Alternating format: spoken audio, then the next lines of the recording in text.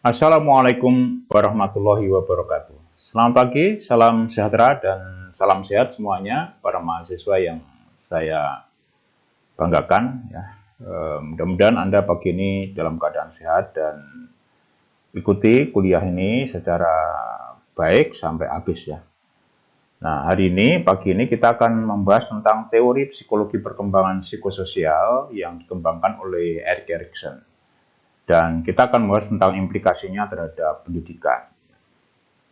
Saya bangga sekali dengan apa yang telah kita kerjakan. Anda sudah mengikuti perkuliahan dengan baik dalam masa COVID-19 ini, dan Anda juga belajar dengan baik di rumah, walaupun kita memakai wahana virtual ya. Baik memakai WhatsApp,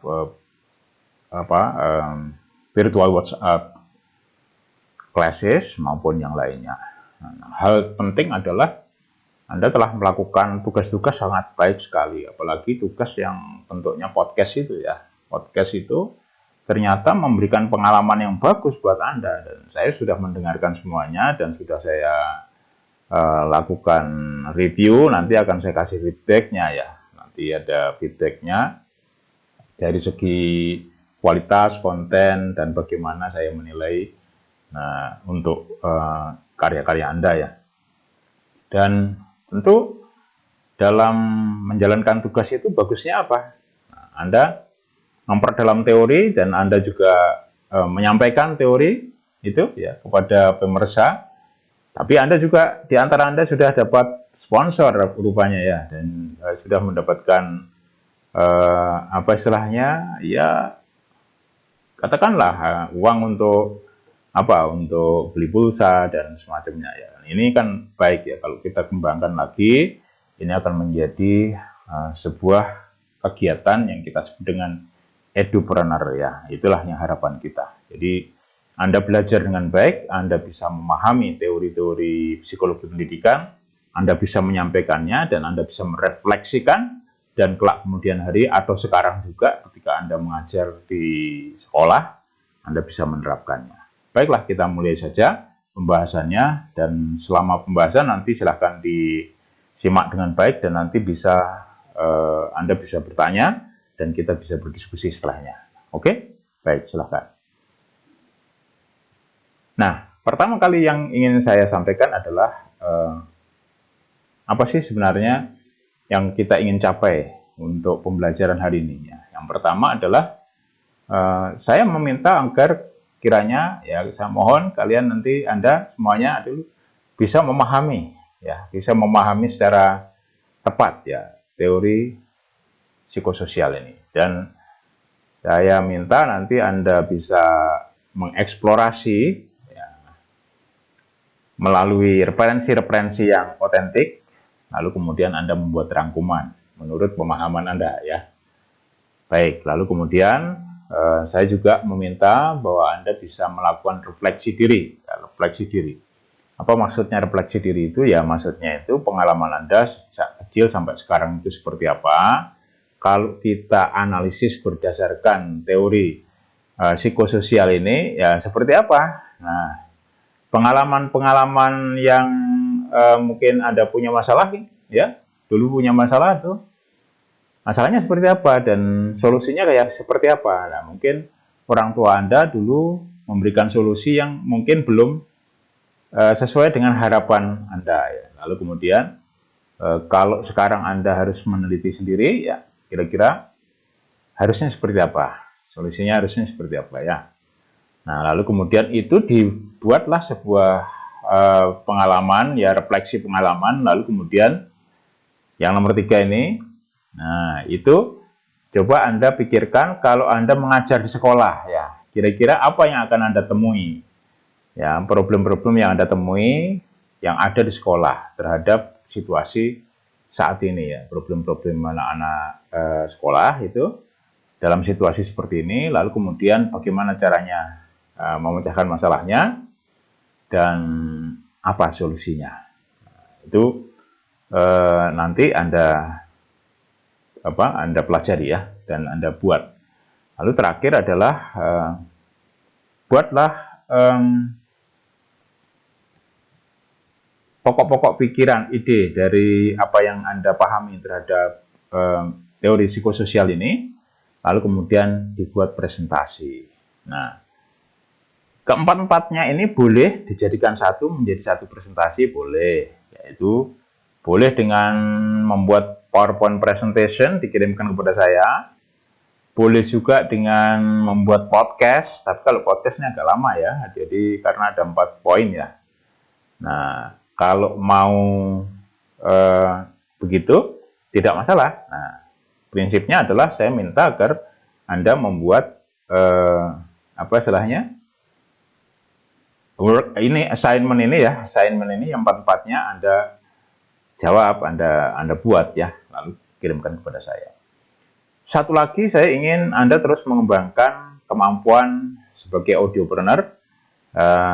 Buatlah podcast yang kreatif ya, untuk membahas tentang salah satu dari 8 tahap ya, dalam tahap teori psikososial. Oke? Nah, poin-poin kunci ya, poin-poin kunci yang sangat penting yang Anda harus pahami ya. Yang pertama adalah Erik Erikson itu adalah penemu teori psikososial, yaitu lahir pada tahun 1902. Lalu kemudian beliau meninggal pada 1994. Nah, beliau ini memodifikasi teorinya Freud ya, menjadi 8 tahap perkembangan psikososial. Anda masih ingat teori Freud yang kita bahas waktu itu adalah teori id, ego, dan superego.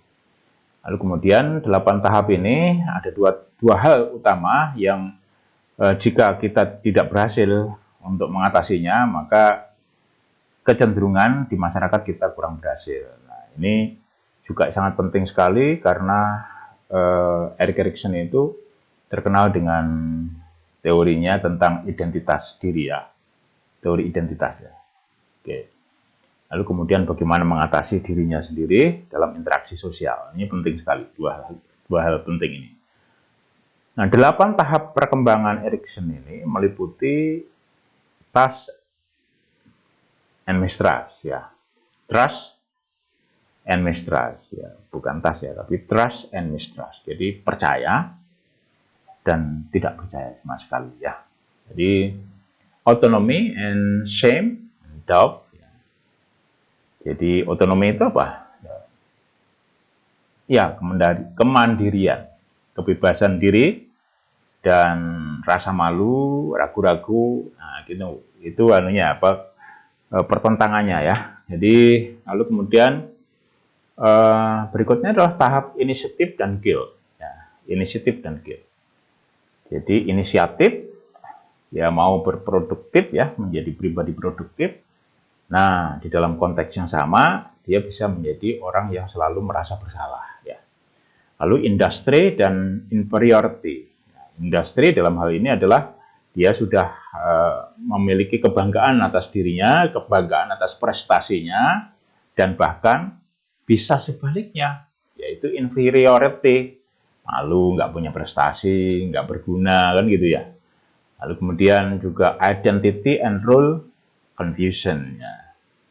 Jadi dia bisa menempatkan dirinya strong self ya, orang yang sangat kuat kepribadiannya sehingga dia bisa punya identitas diri yang bagus di interaksi sosial. Nah, kalau tidak ya sebaliknya dia akan menjadi confused, ya, bingung ya, apa perannya gitu. Nah, begitu. Lalu kemudian intimacy dan isolation ini nanti pada tahap yang sudah cukup dewasa ya. Lalu kemudian generativity dan stagnation. Ini kalau sudah mulai sudah menjelang tua ya, kan gitu ya. Lalu kemudian integrity dan despair ini masa tua ya, yang tahap ke-8.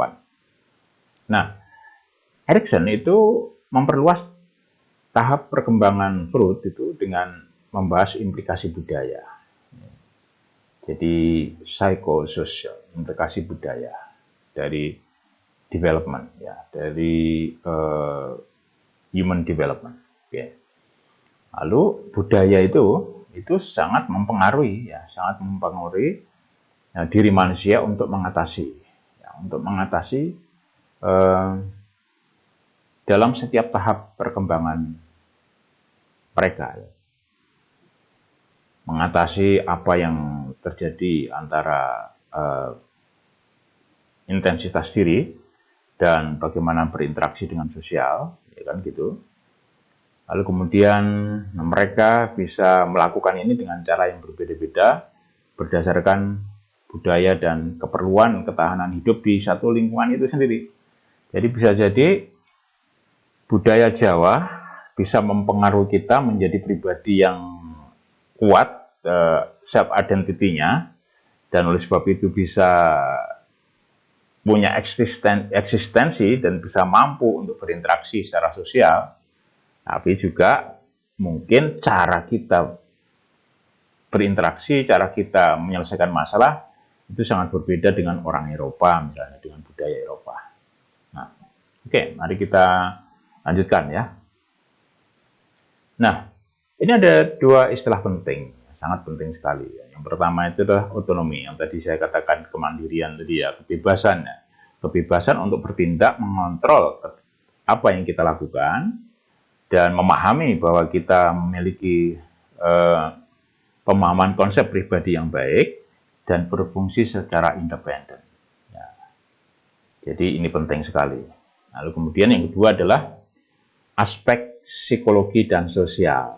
Jadi itu aspeknya adalah fokus pada identitas diri, tapi juga dengan interaksi sosial. Kalau keduanya ini tidak berhasil kita lakukan dalam perkembangan kehidupan kita pada tahap masa kecil, lalu kemudian remaja, maka pada tahap berikutnya itu kita juga akan mengalami masalah, gitu ya. Baik, jadi sekali lagi ini kita ulangi lagi bahwa Erik Erikson lahir di Jerman tanggal 15 Juni 1902, seorang psikolog yang mengembangkan teori Freud ya, dengan menggabungkan konsep psikologi dan konsep sosial, dan terkenal dengan konsep identitas diri ya. Nah, kehidupan manusia itu menurutnya banyak dipengaruhi oleh faktor-faktor sosial. Coba dipikirkan, apakah betul? Apakah kehidupanmu itu selama ini banyak dipengaruhi oleh faktor-faktor sosial? Ya, baiklah, dia mengatakan bahwa hope ya is both the oldest and the most indispensable virtue inherent in the state of being alive. Ya, itu. If life is to be sustained, hope must remain, even where confidence is wounded, trust impaired. Nah, itu. Jadi dalam setiap kehidupan kita itu harus selalu ada harapan. Ya kan gitu. Bahkan ketika kepercayaan kita, confidence ya, atau ya termasuk apa?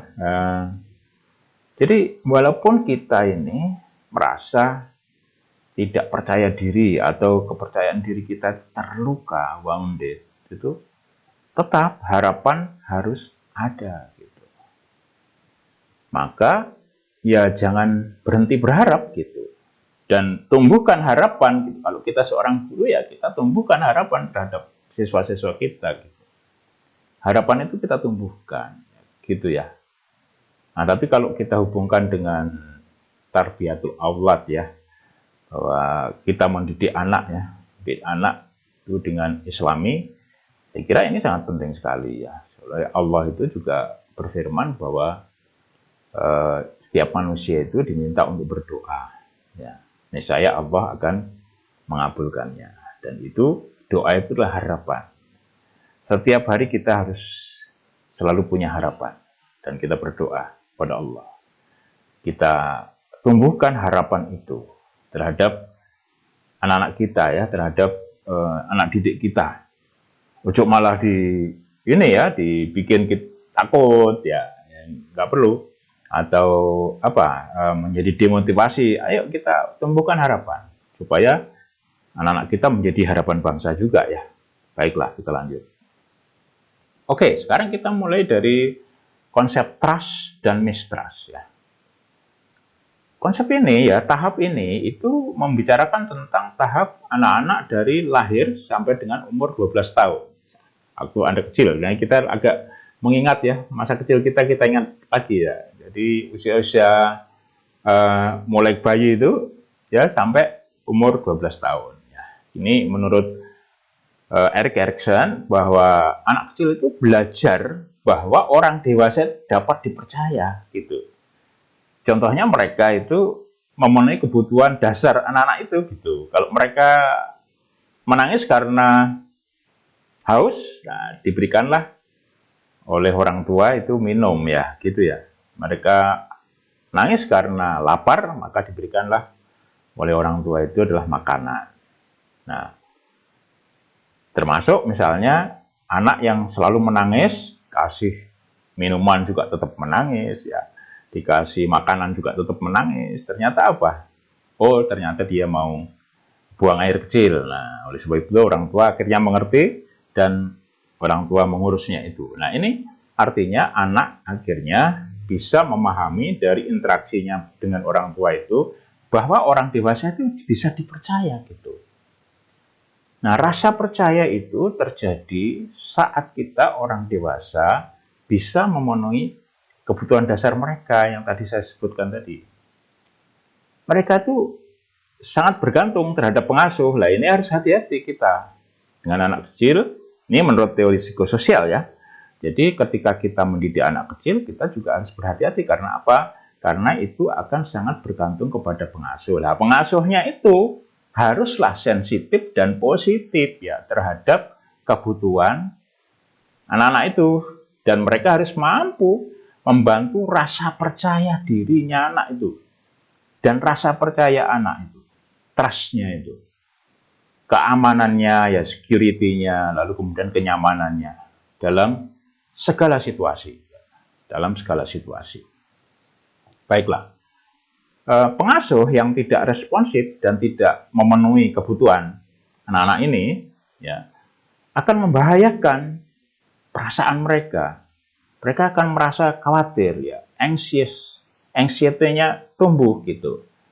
Mereka merasa ketakutan dan mereka tidak percaya sama orang tua, gitu. Dan kalau ini terus terjadi dan ini gagal dilakukan pada saat masih impong sampai 12 tahun, nah ini akan mempengaruhi pada tahap berikutnya. Dan anak-anaknya akan menjadi anak inferior kompleks. Nanti kita akan bahas pada tahap berikutnya. Nah, dalam konteks ini, makanya saya tadi mengatakan bagaimana pengalamanmu ketika masih kecil dulu dan bagaimana menurutmu harusnya cara mengatasinya. Nah, sekarang juga kalau Anda menjadi guru, bagaimana kita membantu tumbuh kembang siswa-siswa kita, kan begitu ya. Lalu kemudian, jika anak-anak ini dididik dengan kasar, maka mereka akan melihat dunia itu tidak menentu ya. Dunia itu enggak memihak dia gitu. Lalu mereka perasaannya menjadi mistrust, enggak mudah percaya kepada orang. Ya, mereka mistrust ya, tidak percaya. Nah, serta akan tumbuh dengan rasa tidak percaya kepada siapapun. Jadi bukan hanya kepada orang dewasa yang mengasuh dia, tapi kepada siapapun, ya, kepada siapapun, ya kan? Oke. Nah, ini adalah yang pertama. Pikirkan, refleksikan, menurut Anda seperti apa? Kita lanjut ya. Yang kedua sekarang, tahap kedua, otonomi dan shame atau doubt, ya, doubtful, nah, kan gitu ya. Kalau adjektifnya begitu ya. Jadi ini adalah tahap di mana anak-anak itu antara usia 1 tahun sampai 3 tahun. 1 tahun sampai 3 tahun. Ini anak-anak memulai mengenali dan mengeksplorasi dunianya. Bermain, ya kan? Bermain, lalu kemudian berinteraksi sama teman, ya. Memilih pilihan-pilihan mereka, memilih pilihan-pilihan apa yang mereka pilih di dalam bermain. Ada boneka, ada apa itu namanya mobil-mobilan kan begitu ya. Kalau saya zaman kecil dulu nggak ada mobil-mobilan, bikin sendiri dari jeruk. Ya, kalau masih 3 tahun ya dibikinkan lah, dibikinkan ya gitu. Lalu kemudian juga mereka ini mampu belajar untuk mengontrol aktivitasnya, mampu belajar untuk mengontrol aktivitasnya dan tindakannya ya, pada lingkungannya, kan gitu. Untuk apa? Untuk bisa berhasil atas harapan yang dia inginkan gitu. Dia bermain itu sebenarnya kan dia punya harapan. Dia ingin apa, lalu kemudian dia interaksi sama temennya, dia pilih kan gitu. Nah, ini sebenarnya masa-masa ini sudah ada pengembangan kompetensi diri untuk choices ya, memilih choices dan bertanggung jawab atas apa yang dia lakukan. Makanya di sekolah-sekolah itu ada metode-metode seperti apa Montessori learning, lalu kemudian inquiry learning, project based learning, play and learn. Ini semuanya sangat bagus ya untuk mengembangkan kompetensi anak itu ya. Lalu kemudian mereka mulai ya tadi menunjukkan pilihan-pilihannya pada lingkungannya, dan ya tadi saya katakan seperti ada boneka, ya kan gitu ya, ada pakaian mungkin ya lain-lain lah. Pokoknya mereka sudah mulai bisa melihat, memilih ya. Lalu kemudian mereka bermain di situ. Mereka punya tujuan, punya harapan. Dan mereka punya ekspektasi, harapan. Mereka kemudian punya rasa senang. Kan gitu.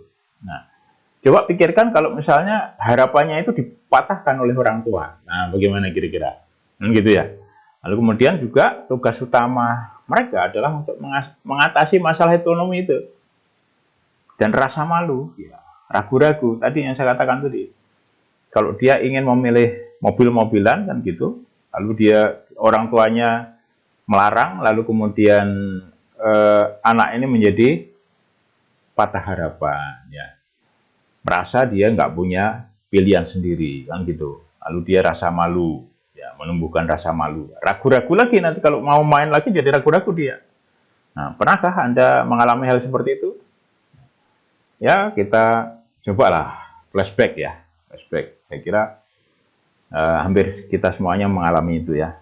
Nah, pada tahap ini kita sebut dengan me do it. Ya, tahap me do it. Nah, yang paling penting adalah jika pada saat mereka memiliki pilihan mereka sendiri ya, secara independen ya, lalu kemudian orang dewasa itu mengganggu mereka, maka akan tumbuh rasa malu ya, dan terganggu kepercayaan dirinya gitu.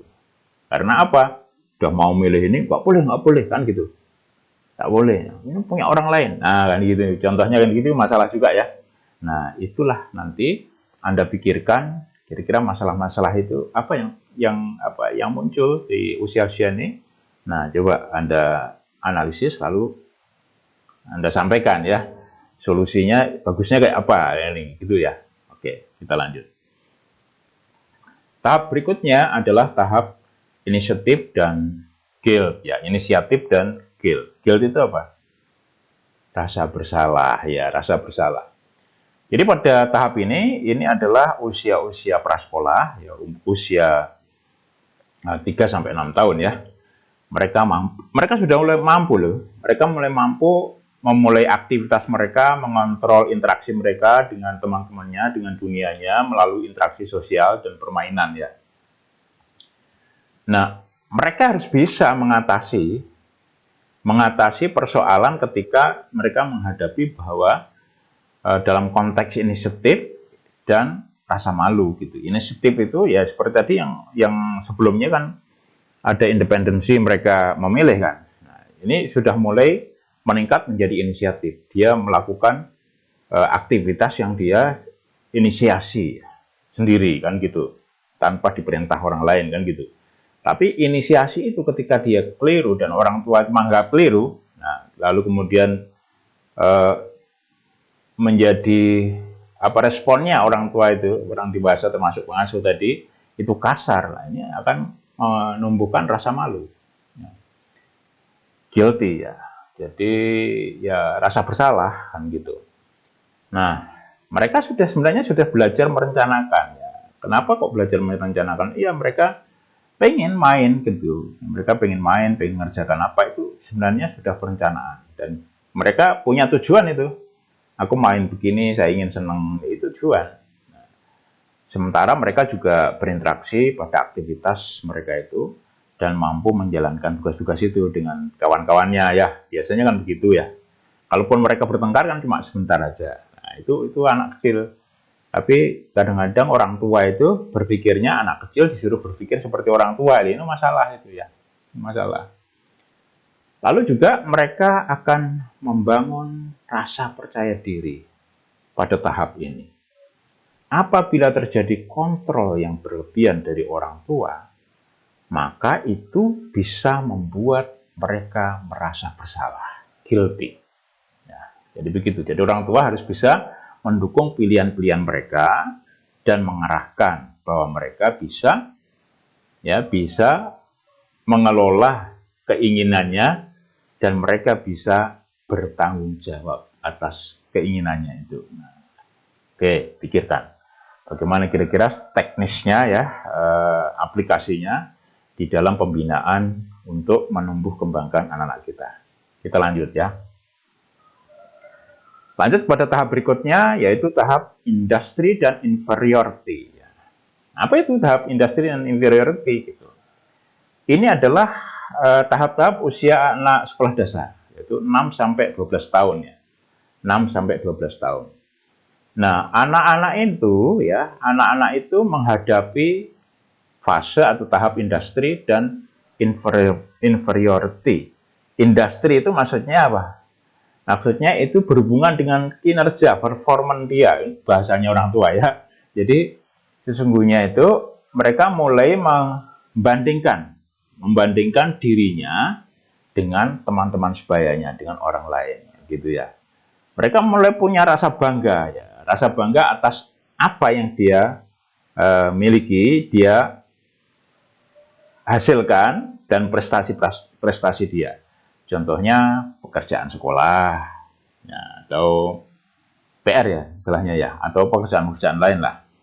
Olahraga misalnya, mereka bisa main bola atau bisa apapun ya.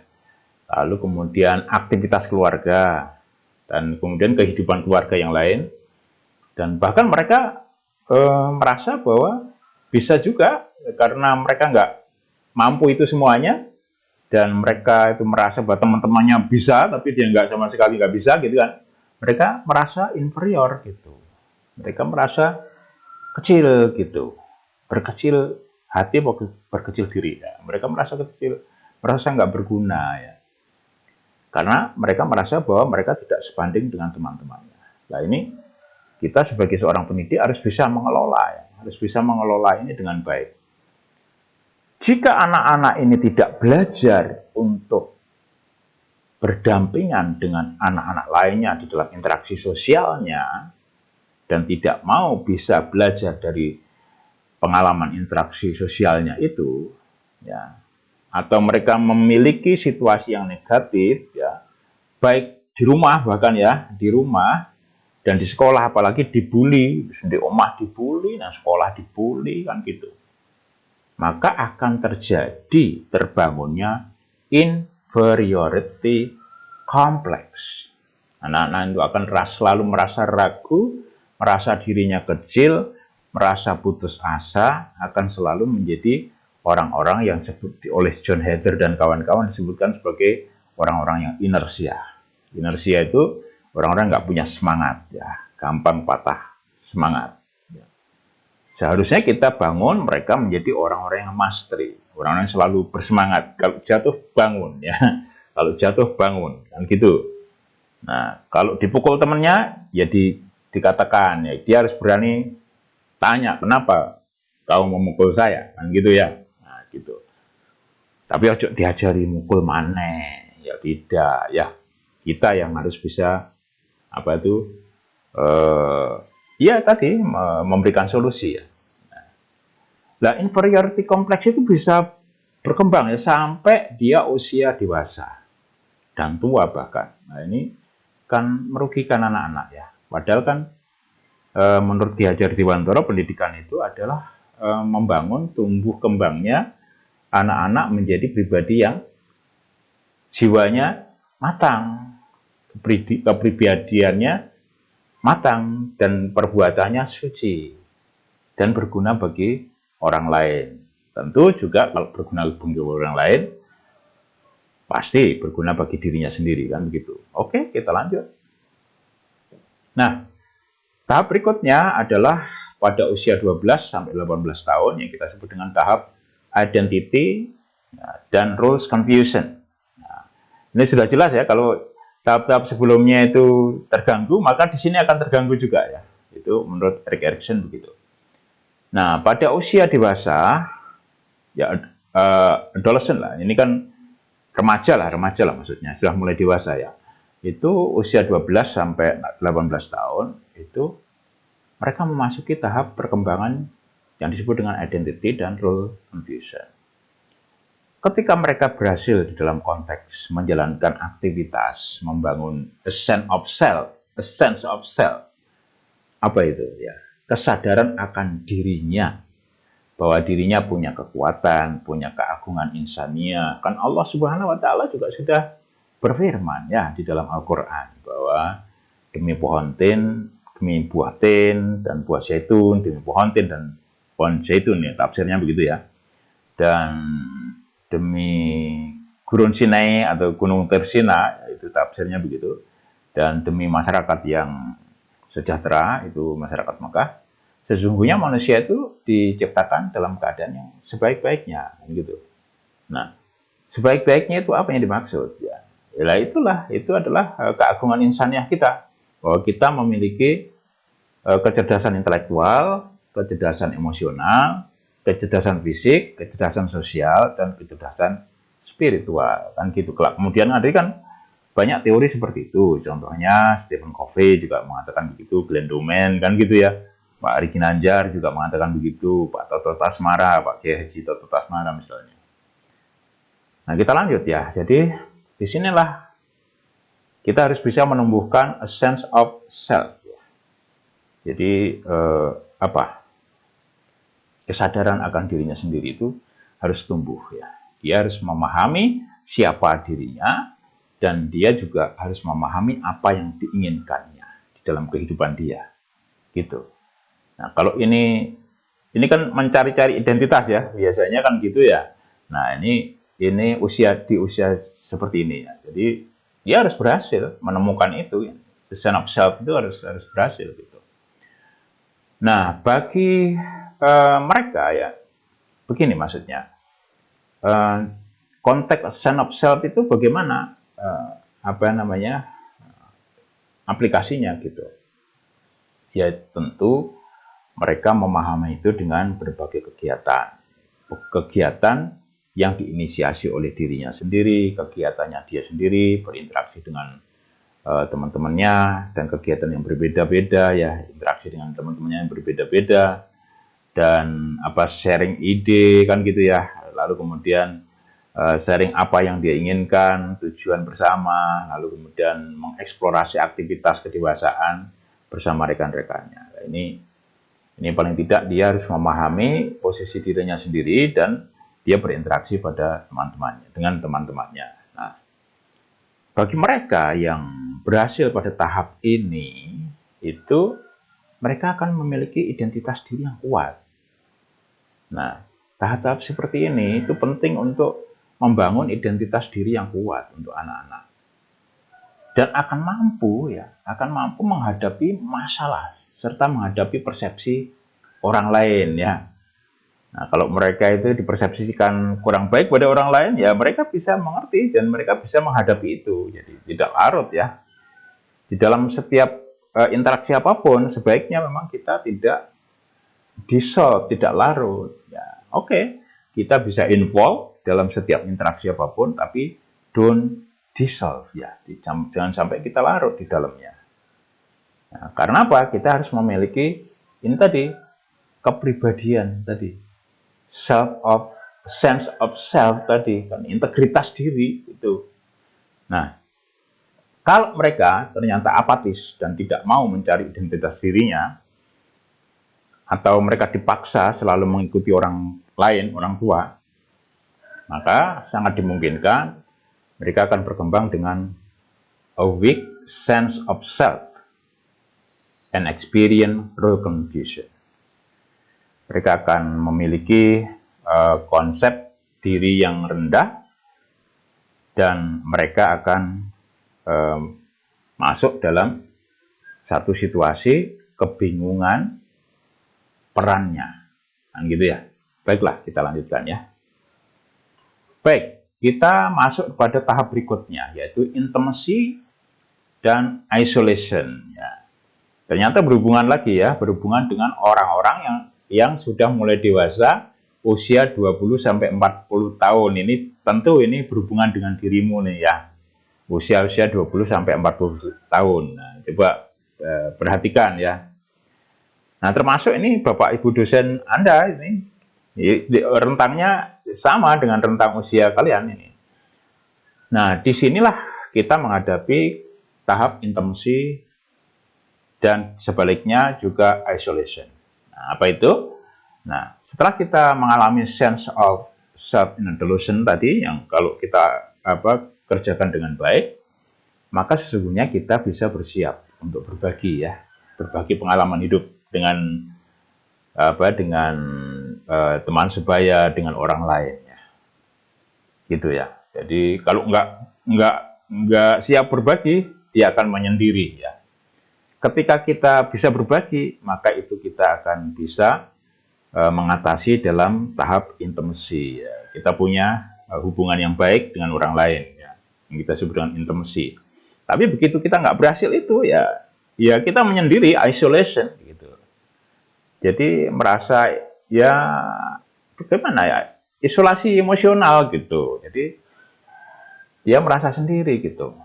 Nah, jika tahap-tahap sebelumnya itu ya tidak berjalan dengan sempurna, maka setiap diri manusia itu akan mengalami masalah dalam mengembangkan dan memelihara hubungan yang berhasil dengan orang lain gitu, di masyarakatnya gitu. Nah, manusia itu harus memiliki a strong sense of self ya. Apa itu? Ya, a strong sense of self. Jadi harus kuat ya. Jadi kepercayaan dirinya itu pada dirinya sendiri harus kuat. Karena ya bagaimanapun juga Allah juga sudah mengajari kita kan bahwa setiap diri manusia itu memiliki kekuatan kan, keagungan insaniah istilahnya ya, yang diberikan oleh Sang Maha Agung. Lalu kenapa kita kok tidak percaya diri? Itu namanya tidak bersyukur ya. Kita harus percaya diri gitu. Nah, halnya tentang bagaimana kita berkomunikasi, berinteraksi dengan orang lain yang disebut dengan di sini adalah intimacy itu. Ya tentu Allah juga sudah mengajarkan kepada kita. Dalam surat Al-Hujurat ayat 13 kan. Nah, lalu kemudian kan begini, Allah itu berfirman dengan nama Allah yang Maha Pengasih lagi Maha Penyayang. Sesungguhnya manusia itu diciptakan dari seorang laki-laki dan perempuan bersuku berbangsa-bangsa agar saling mengenal satu sama lain. Ya.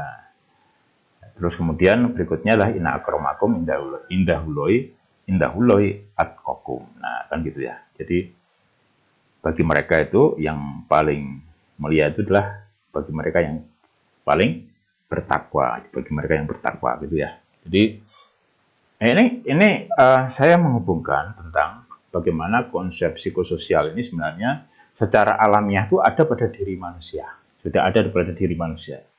Lalu secara ilmiah ditemukan oleh siapa? Ya, Erik Erikson. Nah, sekarang kita bahas ya. Tapi secara ilahiyah sudah ada di dalam Al-Quran ya, sudah disampaikan oleh Allah Subhanahu Wa Taala. Nah, orang tua yang tidak bisa mengembangkan konsep pribadi yang kuat pada masa dewasanya, bisa jadi mereka akan mengalami perasaan kesepian atau isolasi emosional. Baiklah, lalu kemudian kita lanjut pada berikutnya adalah generativity dan stagnation ya. Oke, jadi saat manusia itu memasuki usia 40 tahun, mereka memasuki masa yang disebut dengan middle adulthood ya, yang akan berlanjut pada usia 60 tahun. Nah, ini penting sekali ya. Nanti kalau Anda sudah usia 40 tahun sampai 60 tahun itu Anda akan masuk pada tahap generativity dan stagnation. Tugas sosial middle adulthood itu adalah generativity dan stagnation. Apa itu? Nah, generativity itu melibatkan penemuan kehidupan yang bermakna atau finding your life work gitu ya. Finding your life's work. Dan berkontribusi terhadap perkembangan orang lain atau melalui aktivitas seperti sukarelawan atau volunteering atau melakukan aktivitas mentor atau mentoring dan mengasuh anak-anak ya, atau mengasuh anak-anak gitu, yang disebut dengan raising children. Nah, pada usia-usia seperti ini memang itu adalah tahap-tahap di mana manusia itu melakukan kontribusi untuk perkembangan orang lain. Nah, bukan mencari sudah tidak lagi mencari situasi untuk istilahnya ya. Jadi berfokus pada dirinya sendiri, enggak gitu. Jadi seandainya pemimpin gitu, istilahnya gitu loh. Leaders develop leaders gitu ya. Leaders develop leaders. Pemimpin itu mengembangkan pemimpin. Nah, selama tahap ini, itu tahap middle age adults ini, itu mereka mulai berkontribusi terhadap generasi berikutnya. Ya. Mereka sering melalui, contohnya adalah childbirth, ya, gitu. Jadi mereka istilahnya berkontribusi untuk mengembangkan generasi berikutnya, termasuk dalam konteks childbirth dan mengasuh orang lain, termasuk dalam konteks dalam pekerjaan mungkin ya, di dalam organisasi itu adalah kita mengembangkan kepemimpinan. Nah, kalau di dalam konteks korporat kita sebut dengan succession planning. Setiap orang sebagai pemimpin itu menyiapkan pemimpin baru, ya, namanya succession planning. Bukan malah kepingin jadi pemimpin terus, ya, seumur hidup, gak ngono. Ya, jadi kita mengembangkan orang lain, mengembangkan pemimpin-pemimpin yang baru. Oke, jadi mereka berhubungan dengan pekerjaan yang bermakna ya, dan produktif, yang berkontribusi secara positif terhadap masyarakat ya. Bagi mereka yang tidak menguasai tugas ini, ya, mereka akan menghadapi suatu situasi stagnasi ya. Loh, orang tua 40 tahun tua berat ya. Jadi usia 40 tahun sampai 60 tahun itu harusnya mereka itu melakukan aktivitas yang produktif dan yang bisa mengembangkan orang lain, sehingga mereka merasa bahwa mereka adalah orang-orang yang bisa bisa meninggalkan jejak ya. Mereka bisa meninggalkan jejak ya. Nah, mereka bisa meninggalkan jejak untuk siapa? Untuk generasi berikutnya. Nah, makanya namanya generativity ya. Bagi mereka yang nggak berhasil itu, maka stagnation. Stagnation, stagnasi ya, berhenti gitu ya. Mereka merasa bersalah kan gitu ya. Jadi mereka tidak suka produktivitas dan mereka lebih banyak untuk perkembangan untuk pribadinya, jadi bukan mengembangkan orang lain. Oke, lalu berikutnya adalah, ini tahap yang paling akhir ya, itu adalah integrity dan despair ya.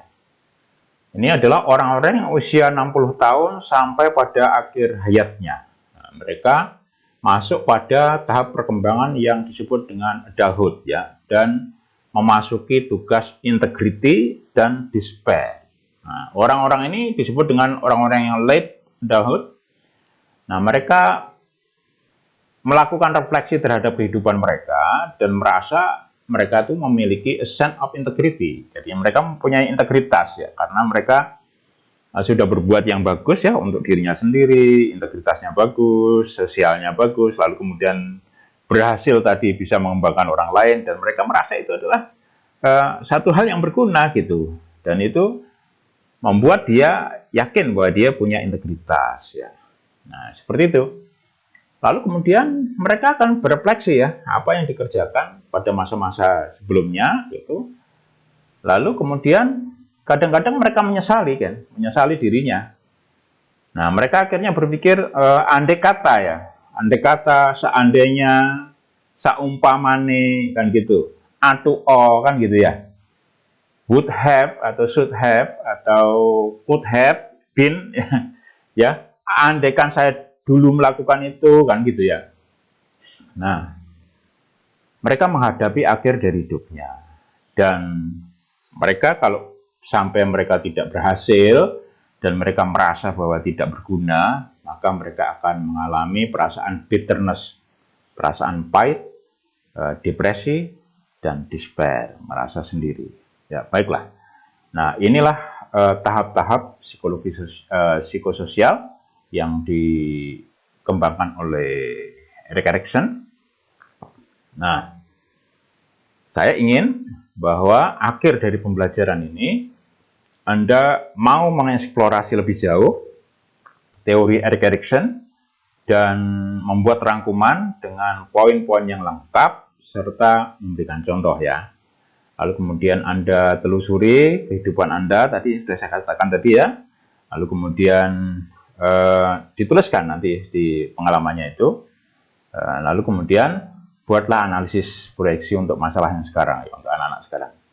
Dan terakhir adalah formulasikan pemahaman Anda, ide-ide Anda tentang apa yang Anda pahami tentang masalah teori psikososial ini.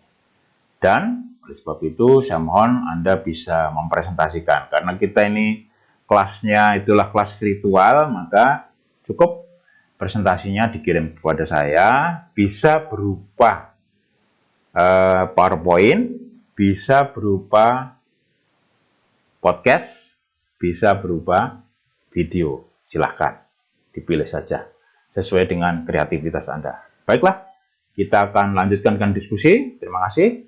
Akhir kata, wassalamualaikum warahmatullahi wabarakatuh.